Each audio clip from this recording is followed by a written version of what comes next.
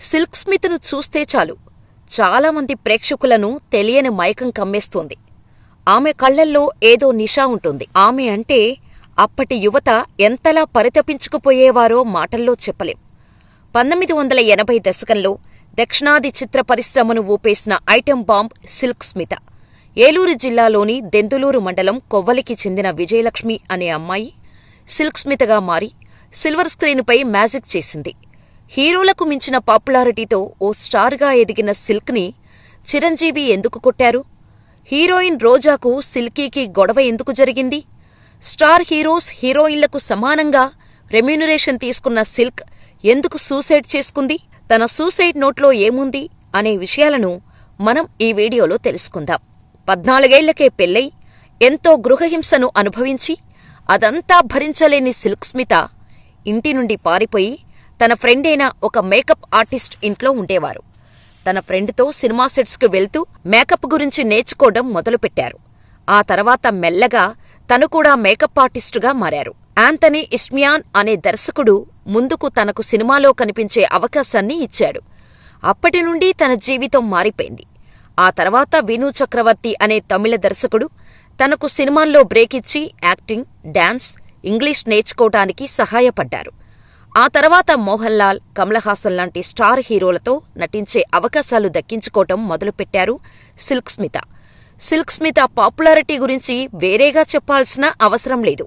అయితే టాలీవుడ్లో అద్భుతమైన దర్శకులలో కృష్ణవంశీ ఒకరు. డైరెక్టర్ కావటానికి ఎన్నో కష్టాలు పడ్డారు.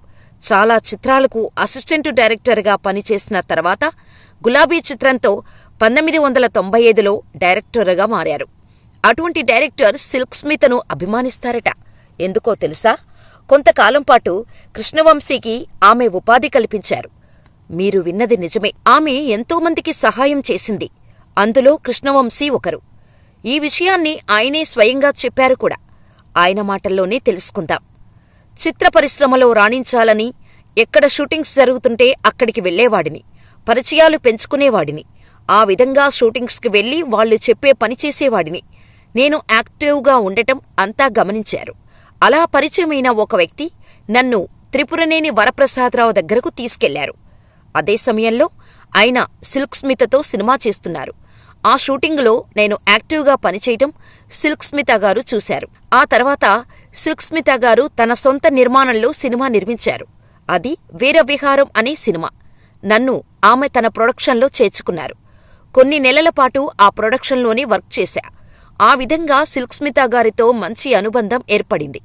ఆమెది అందరినీ సమానంగా చూసే వ్యక్తిత్వం. కొంతకాలానికి నాకు దర్శకుడిగా అవకాశం వచ్చింది. గులాబీ చిత్రం తెరకెక్కించా. సినిమా రిలీజై సూపర్ హిట్గా నిలిచింది. నాకు మంచి పేరు వచ్చింది. ఒకరోజు అన్నపూర్ణ స్టూడియోస్లో సిగరెట్ కాల్చుతూ నిల్చున్నా. నా ముందే ఒక కారు వెళ్ళింది. అందులో ఎవరున్నారో నేను గమనించలేదు. వెంటనే కారు వెనక్కి వచ్చి నా ముందు ఆగింది. కొంపతీసి ఏఎన్నార్ గారు వచ్చారేమో అని సిగరెట్ కింద పడేశా. కారు అద్దం కిందకు దిగింది. చూస్తే అందులో సిల్క్ స్మిత ఉన్నారు. ఇలారా అని పిలిచారు. నేను బిక్కుబిక్కుమంటూ వెళ్లాను. నా తడబాటు చూసి ఏంటి, నన్ను గుర్తుపట్టలేదా అని అడిగారు. నేను మిమ్మల్ని గుర్తుపట్టకపోవడం ఏంటమ్మా? మీకు నేను గుర్తున్నానో లేదో అని ఆలోచిస్తున్నా అని చెప్పా. నేను తీసిన గులాబీ చిత్రం గురించి ఆమెకు తెలిసిపోయింది. సినిమా నేను చూశా. చాలా అద్భుతంగా తీశావ్ అని శుభాకాంక్షలు తెలిపినట్టు కృష్ణవంశీ గారు గుర్తు చేసుకున్నారు. తన దగ్గర పనిచేసే డ్రైవర్ అయినా, మేకప్ మ్యాన్ అయినా ఆమె సొంత మనిషిలాగే చూసుకునేవారు అని కృష్ణవంశీ తెలిపారు. సిల్క్ స్మితను చాలామంది తన కెరీర్ స్టార్టింగ్లో ఛాన్స్ ఇస్తామని అందరూ యూజ్ చేసుకుంటున్నా అవకాశమిస్తారని ఆశగా చూసేది సిల్క్. రోజులు గడుస్తున్నా అవకాశాలు రాకపోవటంతో సినీ రంగాన్ని వదలటం ఇష్టంలేక ఓ హీరోయిన్ దగ్గర టచ్అప్ గర్ల్గా చేరింది. సెట్స్లో మేకప్ వేస్తున్న సిల్క్ స్మితను చూసిన ఓ మలయాళీ డైరెక్టర్ యాంథోనీ ఇనియే తేడి అనే చిత్రంలో అవకాశమిచ్చాడు. అతని విజయలక్ష్మి పేరును స్మితగా మార్చాడు. కాని ఈ సినిమా విడుదల కావటానికి చాలా సమయం పట్టింది. ఈ సమయంలోనే తమిళ డైరెక్టర్ విను చక్రవర్తి సిల్క్ అందానికి ఫిదా అయిపోయాడు. తన సినిమాలో ఛాన్స్ ఇవ్వటమే కాకుండా సిల్క్ని తన ఇంటికి తీసుకువెళ్లి ఇండస్ట్రీకి తగ్గట్టుగా తన భార్యతోనే ట్రైనింగ్ ఇప్పించాడు. డాన్సు సైతం నేర్పించటంతో సిల్క్ జీవితం మారిపోయింది. సిల్క్ స్మిత మత్తు కళ్లకు ఆమె స్ట్రక్చర్కు ఎక్కువగా ఐటమ్ సాంగ్స్, క్యాబరెట్ డాన్స్ పాత్రలే వచ్చేవి. సిల్క్ తన సినీ జీవితంలో మాత్రమే కాదు, పర్సనల్ లైఫ్లో కూడా చాలా కాంట్రవర్సీలను ఎదుర్కొన్నారు. రోజా హీరోయిన్గా, నెపోలియన్ హీరోగా రాజా ముత్తిరై సినిమా వచ్చింది. ఈ సినిమాకు దర్శకుడిగా రోజా భర్త సెలవుమణి చేశారు. అప్పటికే రోజా సెలవుమణి ప్రేమలో ఉన్నారు. ఈ విషయం తెలియని సిల్క్ స్మిత మూవీ షూటింగ్ సెట్లో సెలవుమణితో కాస్త క్లోజ్గా కనిపించిందట.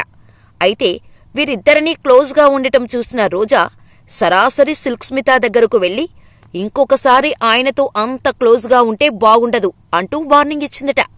ఆయనతో మాట్లాడితే నీకేమైంది అని సిల్క్ స్మిత అనేటప్పటికీ రోజా కోపంతో అక్కడే అందరి ముందు సిల్క్ స్మితను కుట్టిందట.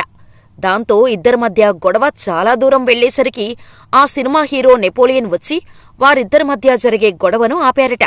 సిల్క్ స్మితకు పేరు, డబ్బు, కీర్తి అన్నీ ఉన్నా తనను తనలా ప్రేమించే నిజమైన ప్రేమ కోసం వెతికింది. ఇండస్ట్రీలో ఎంతోమందితో చీకటి వ్యవహారాలు నడిపిందనే పేరు వచ్చింది. ఒకానొక సమయంలో సూపర్ స్టార్ రజనీకాంత్ సిల్క్ను తన గెస్ట్ హౌస్లోనే ఉంచుకున్నారని వార్తలు గుప్పుమన్నాయి. కాని చివరి వరకు ఒంటరిగానే ఉంటూ స్నేహితురాలి కోసం నిర్మాణ రంగంలో అడుగుపెట్టి అప్పులు పాలైపోయింది. పీకల్లోతు అప్పులో ఉన్నా సాయం చేయమని ఎవరినీ అడగలేదు. అలా సెప్టెంబర్ 23, 1996న ఆమె తన ఇంట్లోనే శవమై కనిపించింది.